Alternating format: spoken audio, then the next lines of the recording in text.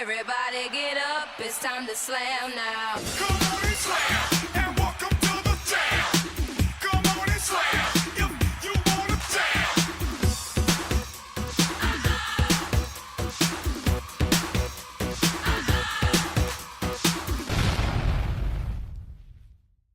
Late night, Marvin Gaye was in rotation, so I decided to write a rhyme about my relations. Then a ghost gave me a pat. I didn't say jack. He told me save your vows for vows or no humping before the honeymoon. Sometimes the pre-cum can impregnate the prenup. You need the woo side before tempers flare and arguments go from being episodic to big shows, and putting on that ring turns into a wrestling match, tossing and turning, trying to make her submit, but she's not. Tapping, tossing, and turning is what you two do at night. I'm just going off the dents of the mattress. Even more evidence of issues. Nightstand full of tissue. Of course, she missed you. Her crying means she's in denial. Not your fault that her memory draws back to times where she had the smile, even when her soul will frown. She often stays on the cusp of trust. I don't blame her. The same man that made Brothers Got a Baby used to get around. No point in texting her grand rising queen. Years of overthinking has caused brain shrinkage. She can no longer fit the crown. She's in need of a blacksmith. I wonder if you will imitate no will. Emit both blacksmiths. One ran fun man, the other ran two over an actress, and you will do the same. Once love make you lose your head, it's always the ones you would die for that'll leave you for dead. You could buy her the world. She'll leave you for a man that sold her systems of mental abuse. When it comes to saving, you got the juice pulling the bishop off the roof, right on cue, hanging by a thread to dance him in distressed denim, going half and half on a baby. Now she wants a banana split them, and Sunday is your only Sunday. Cutting you deep, using everything but a knife. Now eat it, and amazes me that you even opt for therapy. Loud crowds from a cradle. She telling you to rock him as if I was Eric B. And I'm not telling you to retire, love. But before your knee is bitten for that woman, make sure you do it for the higher up. Poor miss. Growing up, I would say like my dad was a helicopter parent. He'd always tell me stuff like, Brince, I don't want you to go outside. I know you want to play on the hill, but it's not Beverly there. I know you want me to be a little bit more lenient on curfew, but you dropping after 9 would be far more than a pregnancy scared. You're in a scared city, and I'm scared of their scarcity mindset. Can't even smile. They impound your K9s. Call who? A dollar makes sense if the police wasn't too short to walk with God. Spelled backwards, your key to survival is me snooping. Stand on top of your roof. Last thing Pa want to do is Pomeranians, pick up his little dog. But Prince, outside ain't even that bad. I even seen police speak bedtime stories where they read you your Amanda writes by the end. You're either booked or library somewhere heavy, or the hands that wear cuffs in the back of the Crown Vic. How can I trust outside where they put nonprofits next to churches and we just accepted their projects without knowing what grade we got on them? But still, outside is your village. But this village seems to only bond over fire. Hypocrite, take you out and make sure your death date is candlelit. By the time they come together, you'll be resting in pieces. So pay more attention before I have to pay more attention. And he doesn't like checks. The only currency he collects is a death certificate. Now your corpse is a corporation, and long lived isn't an LL. I want to see ever. For example, successful hours of operation, still you shut down. What do I do for closure? Fun fact, those of African descent tend to have hair that curls back into the skin, but Brent still wants to be in grown folk business, so just stay inside. So that's what I did. Uh, I played pen. And the process became a chicken, but that's just the product of being caged in for seasons. And across that road, all I saw was clubs and holes, and I was too scared to be engulfed as the main course, so I stayed inside. Poor man.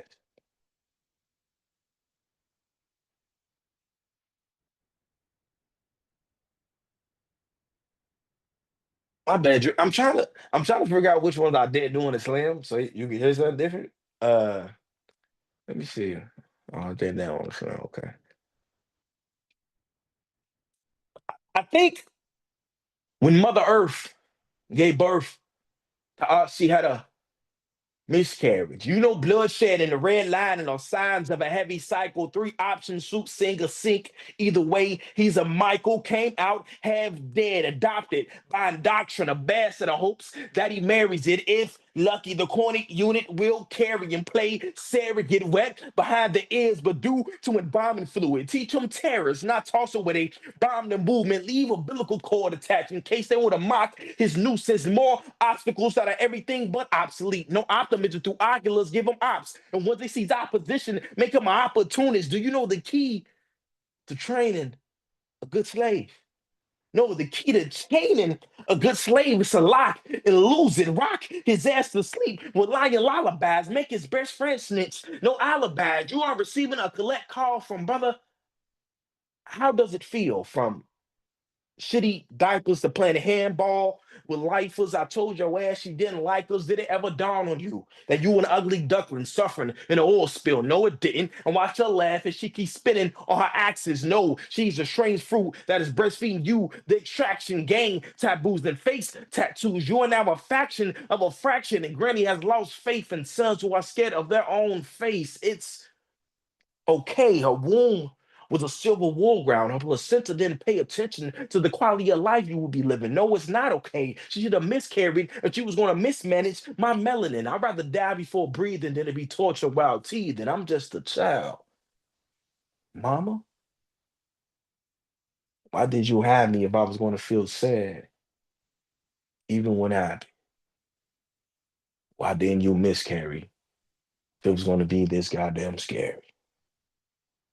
Mama, I love you, even though you should have let me go. Mother. The counting men are coming. Can you hear them counting down? Can't be caught being different now. Going back to when it was hidden.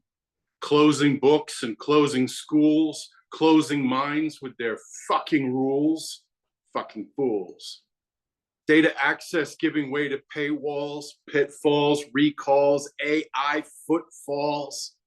We have been cut off, people. Which billionaire gives you access to the internet these days?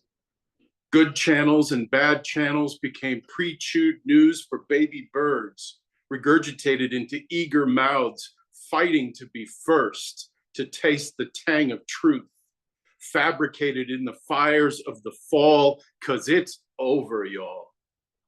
Crawling from the crater comes now. All compassion obliterated on impact, nobody's intact. The temple got disintegrated while we masturbated. Forgive me, I'm exasperated, perhaps infuriated. We've all been saturated with endless piles of garbage time. Podcasts broadcasting real crime in real time, 1,000,000 megabits of bullshit streaming in. You can't wave 1984 at people who haven't read it. They're busy shorting the American dream, betting hard on the crash, cutting you off in their luxury SUVs because it's great TV going down. We like it when the funny man makes it funny. Catchphrases and catchy tunes, balloons, caricatures of the statesmen of many nations, sold out for 30 pieces of silver on the dollar, 3/5 of the way to redemption, if that, because maybe it's fucking negative. Human nature written in spaghetti code, shovelware, and nobody cares. And their comments are shit posting, ball roasting, butt nosing, cowardice. And the dead are dancing. Delivering meals to the helpless seems heartless. And they only knew she was gone when she didn't come in for work. Who's gonna man the till while fingers probe, looking for nickels to be counted while we're dancing down? Because it's time, and we're dead. There's 1,000,001 things I could say I don't like about myself. I could fill a page in seconds. It's easy to list the things I wish I could change, but when it comes to sharing things I love, well, the words won't even flow. It's an empty field where kindness doesn't grow. It's so cringy to say positive, loving, and nice things about my looks. Humility's cloak, I wear it well. I love my hair. My security blanket I have hid behind for years. Long, soft, silky to the touch. I really do love my hair so much. All right, all right. Let me get serious. Here's a few things I do love about me. My loyalty, love, and honesty. No matter the shit I've been through, my character and the person I am always shines through. I love my eyes. They're beautiful, and they can see right through into the real heart of what makes you you. I love my sense of humor. It may take a while for me to open up and feel comfortable enough around you, but when I do, baby, you'll fall in love with my humor too. I love my ability to make others smile, how I go above and beyond and always the extra mile. I love my creativity, how instead of falling apart, I turn my feelings into beautiful art. I love that I am a great friend, how I am the biggest cheerleader for those I love, my family and friends. I love that even though I'm not accepting of myself, kind to myself, or gentle to myself, I am able to be all that for others no matter what. I love that I am love. I exude love. I show love, and I know how to love, though I was not born of love, raised in love, or even shown love. I love my resilience. There's strength in my story. Without it, I wouldn't be the me you see. Though I'm learning to love what's on the outside, perhaps the love I find so hard to speak of is my own reward, a quiet knowing that the real prize lies inside of me. I'm a beautiful person who has a beautiful heart and gorgeous soul stuck in the body of a giant, and to love them both equally would be the ultimate goal. Just another black man, but I'm secretly a Chinese demon, tiger in the streets, but crocodile tears in hell's black rain. Call me Kyung-gi, the dreaded tiger with wings, more stripes than a bee, more teeth than sharks in the sea. And my awful secret is I can only count to four. Greed, stubbornness, chaos, and cruelty. Four persistent ancient perils determined to stay the same. And oh, how little times have changed. You make it so easy. I do a double take.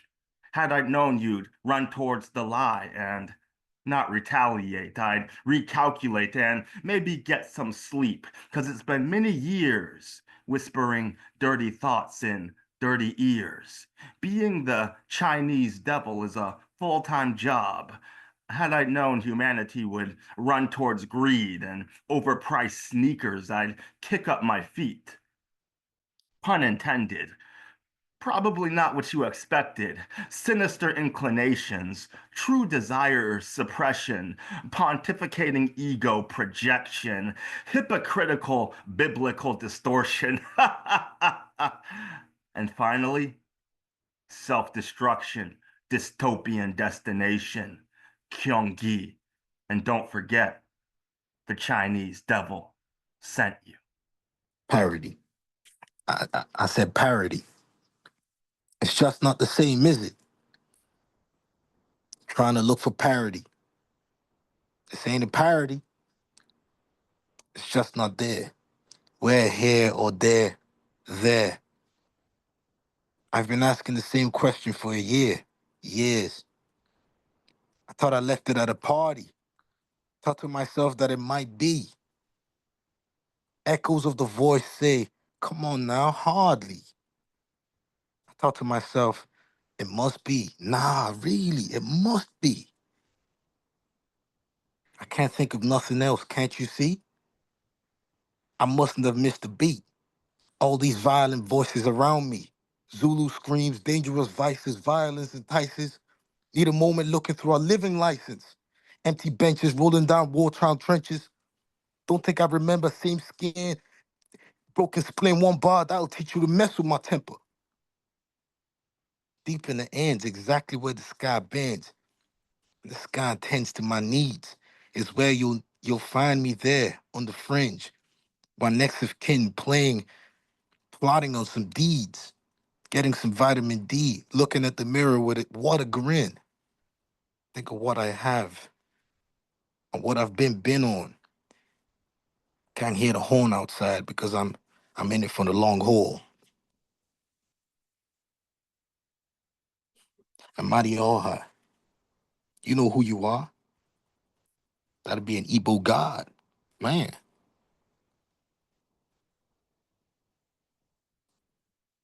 you know, it's doggone years, man. I'm glistening in my melanin. This is why I let you into my world like a jab to the face. And y'all know this is my ace. Welcome to my space. I've been looking forward to be hitting the stage with style and grace, so allow me to lace my shoes before I start tripping all over the place. Falling face first, my heart is racing at the thought of wasting your time.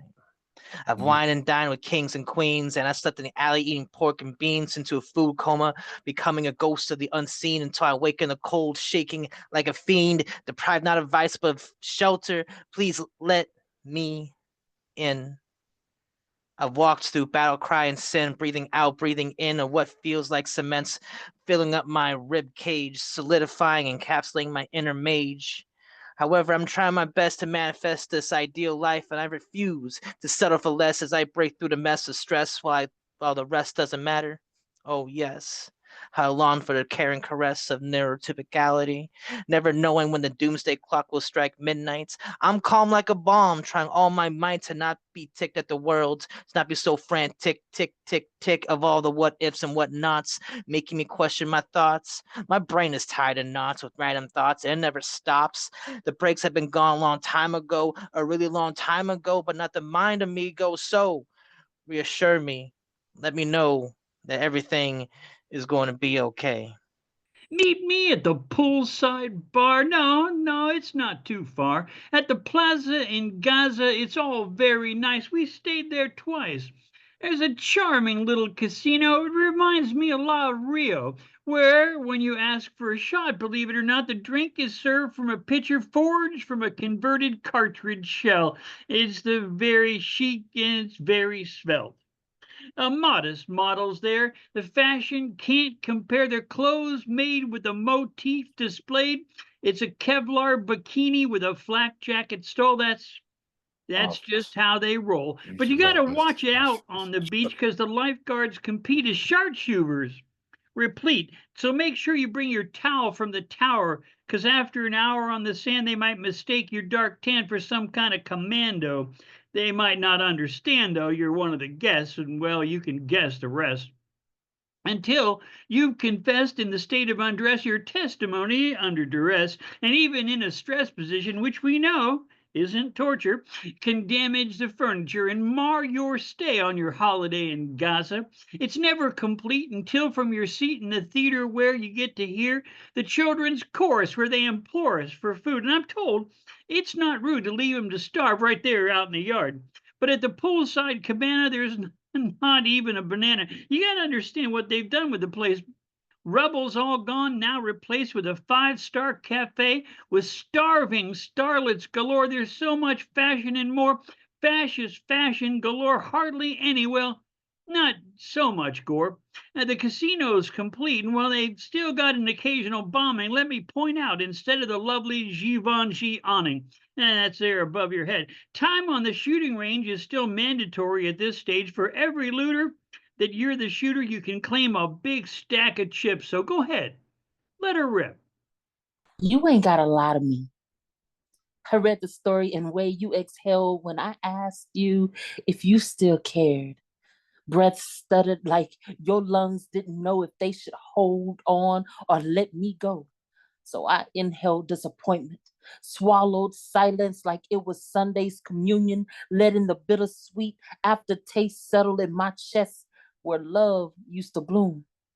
Funny thing about flowers, they don't ask for rain, but the downpour comes anyway. And I've been drowning in storms I didn't see coming.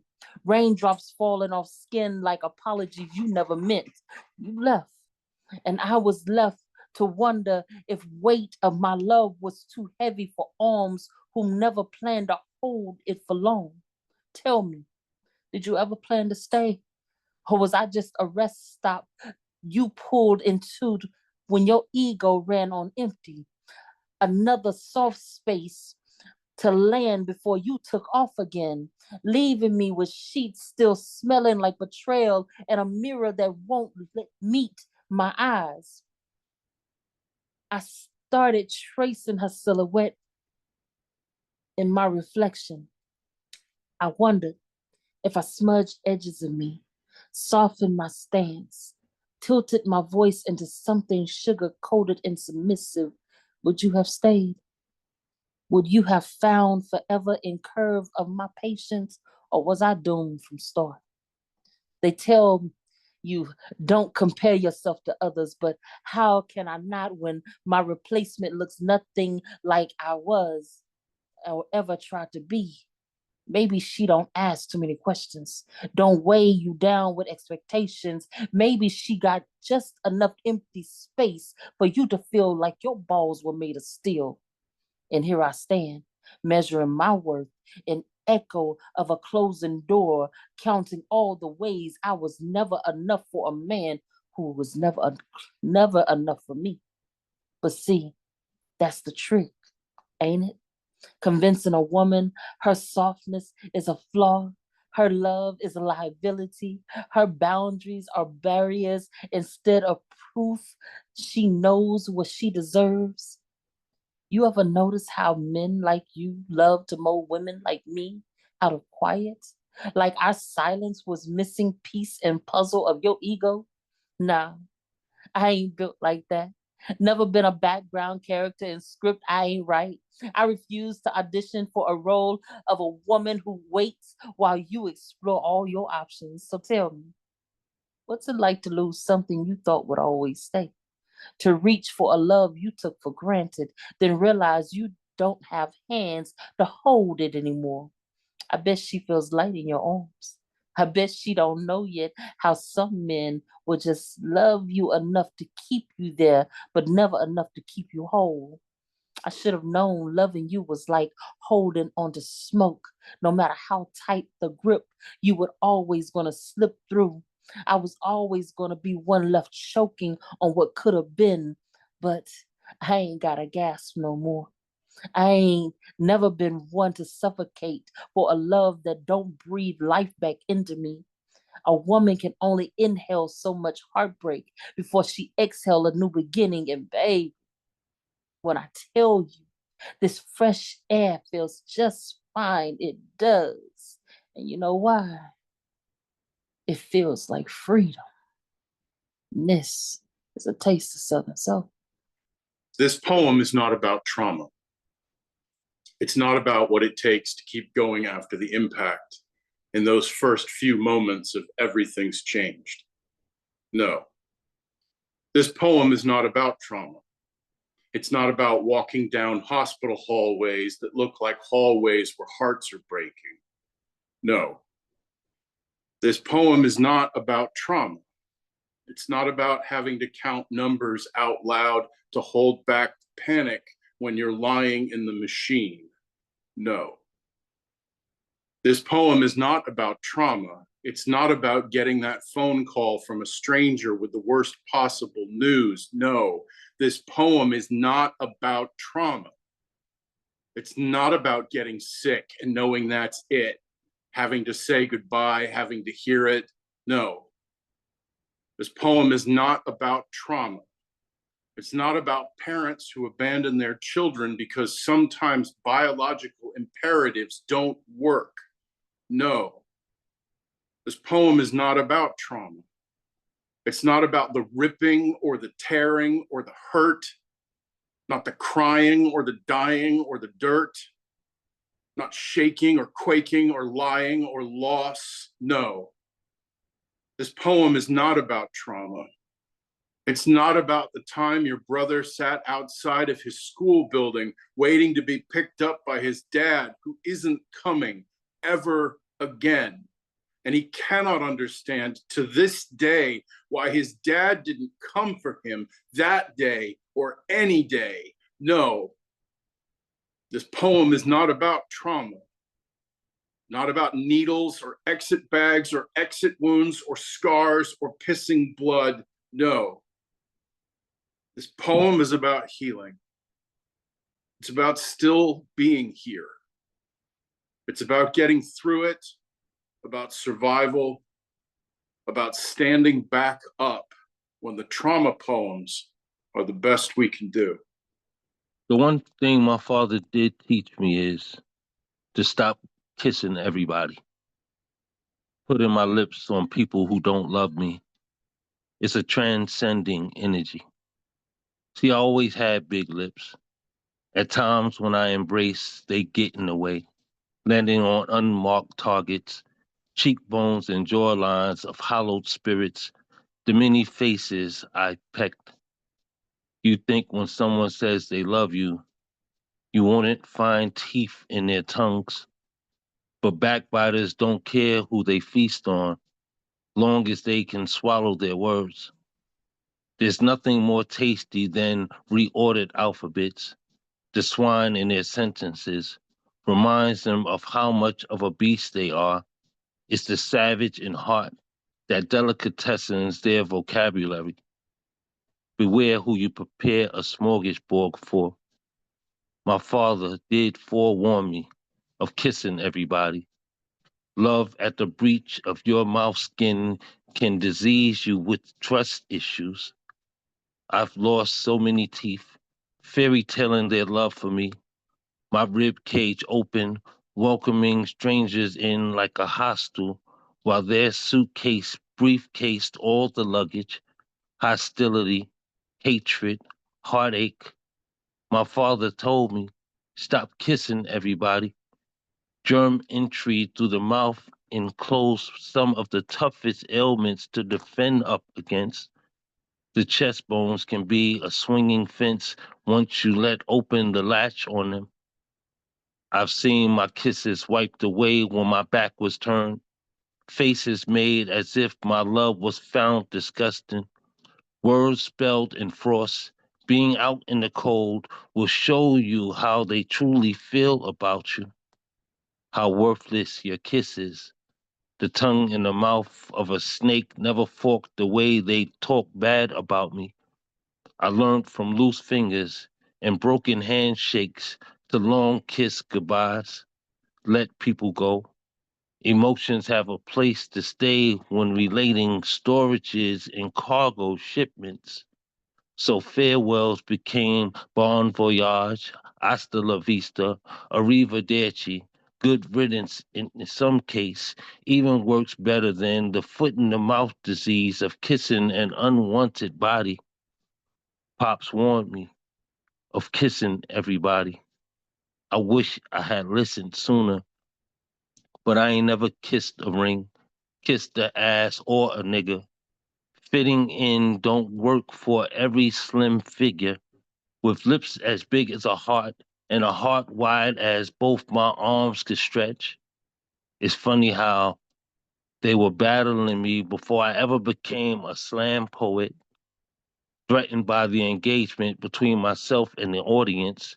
The ordinance of noise spoken words were creating, had poets lining up trying to find their way in, and my long arms embraced their breach like a bounty. With a bomb in the goddamn building, we could blow the roof off or cave in the ceiling, whatever it take. But don't ever mistake my right hand to God for a blind faith when you overbear my embrace. My father always warned me, stop kissing everybody. People won't love you the same. And I hate to say, I wish I had listened to him sooner. I don't need your pity, bitch. I'm 6'4.5", standing tall on my own 2 feet. You feeling pity for me would make me pitiful, and I'm far from that. I don't need your fake ass. I feel bad for you. I wish there was something I could do. You deserve better. Of course, I fucking deserved better. I don't give a shit if you feel sorry or feel bad. Bitch, I am not a victim. Say it with me. I am a survivor. My circumstances made me who the fuck I am today. Your condescending sadness somehow makes you superior to me.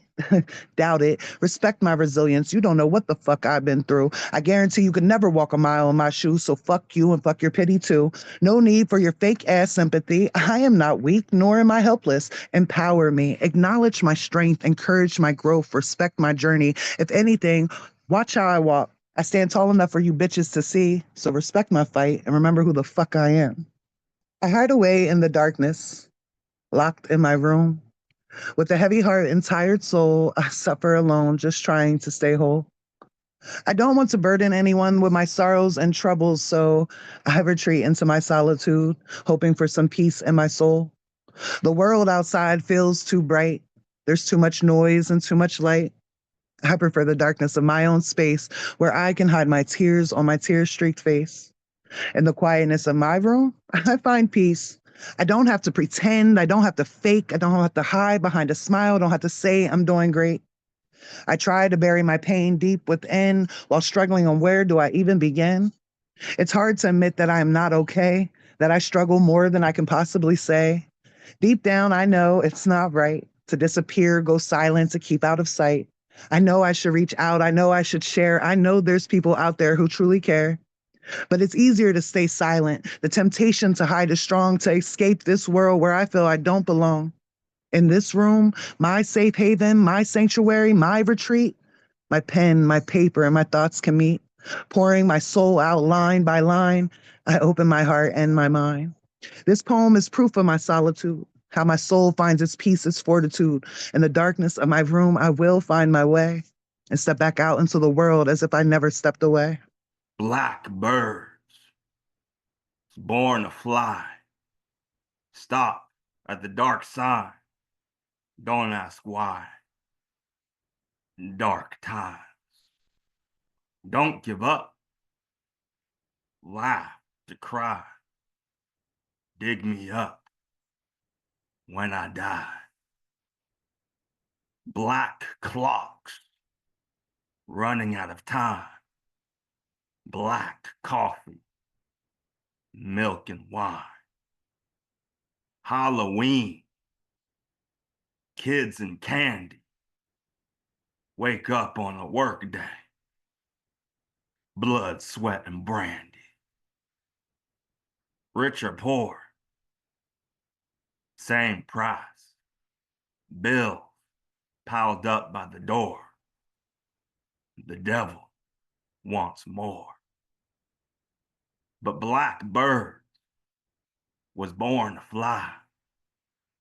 Dig me up when I die. Men are loyal, but the goddess is fair. Black dogs sleep with the dogs. Puppies and kittens, purple and pink. Men don't feel, and women don't think. It's not as simple as you think. Woman in black and men in pink. Use a nightlight to go to bed. Fluffy pillow for your head. She hid the key underneath the bed. The goddess knows why you're scared. Monster in the closet. We live in fear. Men are loyal, but the goddess is fair. Black dog sleep with the dog. A mic is a mic is a mic, and they come out just to rip it. To pull its cord clear out the socket, to blow it up with verbal bombs. Yet some over enthusiastically have lost their calm. And some of their words just belong on the walls of Johns. Because all they be doing is talking shit. And 90 words a minute, 90 words a minute, 90 words a minute. Trying to fit as many word phrases and hooks as they can. Thinking that ripping mice is the only way to win poetry slams. Me? I don't give a damn about pieces that violently trip about the shit they rip. A mic is a mic is a mic, and they've come out to rip it. To pull its cord clear out the socket, they consider themselves lyrical masters, when some consider them as verbal masturbators, strictly saying things with shock value is valueless, it's been not truth in your soul. Strictly using your verbal skills to break shit apart destructively, never building, never making anything whole. A mic is a mic is a mic. And I'll come out here just to heal it. Because this microphone is alive with ancient griot spirits. After they rip this here mic to death, I'll come right behind and resurrect. Healing mics from foul verbal breath, treated like a child nestled against mother's breast. I put out my hand, touch mic, and it's healed. Pull out the verbals and that audiences can feel. Unwrap my poetry scrolls and break that seventh seal. Without subjecting audience to rhetoric, I'll speak on just about any subject. From time to them niggas that be dropping dime, from metaphysics to whack hip-hop lyrics, from love to sadosex body gloves, from hate to kicking asses of the niggas that rape, from truth to what the hell is happening to our youth, from lies to what happens when microphones die. When they die, I come by and get a little respect because I came to teach minds while I might resurrect. So after you come back here trying to kill this mic to hear them, and after every poet and MC and lyricist is trying to rip this mic here to death, I'll just come over and touch it. Because a mic is a mic, it's a mic. Do what you feel with it. Kill it, maim it, explode it, shoot it, fuck it, rape it, rip it. For me, my only plan is to heal it. Has your breakfast become quite a bore? Good news, because fret no more.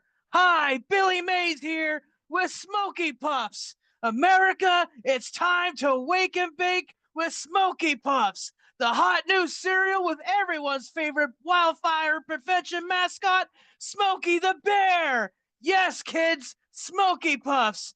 Kid tested, DEA approved.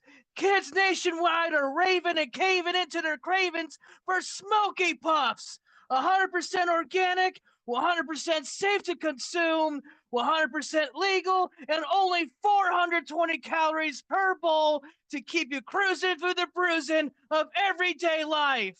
Obtain higher education like never before because you'll be baked like a cake, but getting higher scores on your quizzes and tests forevermore. And kids, remind your parents that they too can enjoy Smoky Puffs. It's the perfect midday treat to help you power through another work week, and it can be a part of your next hiking trail mix for your cannabis fix. Only you can prevent forest fires, and Smoky Helps will help. So put the bowl down and grab yourself a bowl of Smoky Puffs today. An unexcusable amount of reasons why black boys stay boys. Number one, there is no list when at birth you are listed in war. Even mama's discharge was honorable. When there's no exit room, you don't exit wounds. You're squeezed out of an exit wound. Bullet-like, born to shell yourself hollow to the point it echoes when you're hollowing. And I know your hurt is only heard at a certain frequency, and I promise you there's no path smooth enough for niggas born with kunta feet. It's one thing to drown. It's a whole nother to finally develop gills and wake up to an empty sea. Empty, empty. Y'all know what they give hungry black boys? Fed time. Y'all know where they put the ones who could jump in courtrooms, and y'all lied. Words do hurt when they gave you a sentence. Maybe they stunted the nigga growth, because if you get as big as the tree, they can't hang you from it. I mean, they only crucify brothers when they daddy ain't around. At this weight, forgot the pearly gates. They're probably covered in barbed wire. God, it's hard to worship when you were born here as an orphan on one worship missionary when they put you in that position a little too early for your liking. The world doesn't care. It takes it. It waits until you're tired, till the camo fatigues, no longer hiding, but important pieces of you are. Now that little black boy need parts that are man-made, but who's here to help? When you're the hue of Huey, you're barely considered human. 3 fish at that, and they hope you drink the other 2. Emancipation, more like constipation. That ain't stopping shit. We are not black men. We are Peter Pans. Forever boys in a land that'll never be ours. Our hourglasses are not filled with sand, but dirt imported from Eric's Gardner. Not Bug but heart breaking, watching my innocence leave. Never got to pin a tail on a donkey. By the time puberty became prominent, people's safety depended on my safety pin. All my pen pals were in the penitentiary, sitting comfortable, staying sharp till it became a sanctuary. We are boy soldiers that will never know how it feels to be a grown ass veteran. Uncle D, I remember when you would stagger to Stagger Lee's, where I'm from. That's a local pony keg. He even tried to drink that, and them clicking off that open light is the only thing he consider a bad sight. Yes, I told my wife my last was last night, but baby, my DNA is DUI. Half man, half pint. In due time, you'll understand why I take a shot every night that the moon shines. Me being Hennessy habitual is somewhat biblical. He turned the water wine, and my kind can't put the genocide. Had dreams of playing bass in the rubber band, but shit, even Boosie would have wind me up. So before they offer you the coldest brew, listen to Unc. Fight the funk or be a drunk. I mean, give it your Milwaukee's best, no drugs at all. I don't think the bud is wiser. Maybe it's time for my soul to reach higher before I open your mind, an open tab. Pool full of liquor, naked truth was skinny dipping. Alcohol had me ass stout, milking every outside of that cash cow, a whole cup. And I'm not one to care for nutrients, but if that D stands for do say and vitamin, my type of friend. But you stay away. Made a promise to your mama, I get whatever the kid need for him to live a little longer. Now look at me, Uncle D, all grown up, 24. We got a lot in common. Me, videos on the internet, thousands of views. Last time I saw you was two, couldn't breathe. From half man, half hand pint to half man, half machine. Looking at that screen, watching your heart beat and beat.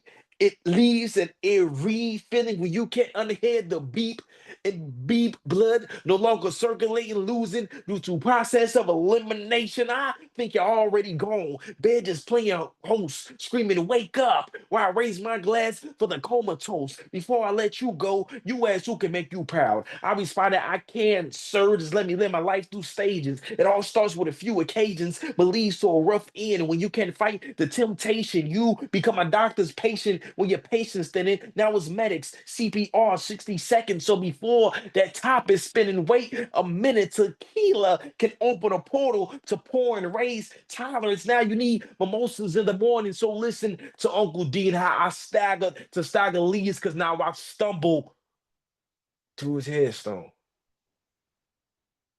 Crazy how we never got the acres and the mule, but it's a coat on the 40 that I'm spilling out for you. I mean, he put up a good fight. I just really wish he could have gave his substance abuse.